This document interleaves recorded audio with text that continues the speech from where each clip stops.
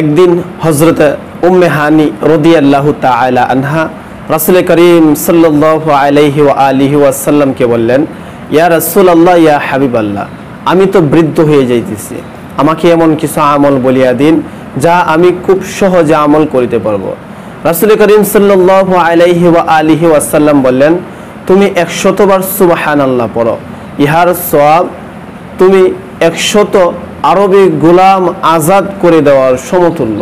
এরপর রাসূল করিম সাল্লাল্লাহু আলাইহি ওয়া আলিহি ওয়াসাল্লাম বলেন, আর তুমি 100 বার আলহামদুলিল্লাহ পড়ো, আর ইহার সওয়াব লাগাম সহ আসবাবপত্র সহ 100 ঘোড়া জিহাদে সওয়ালকারীর জন্য তুমি দান করিয়া দিয়াছ।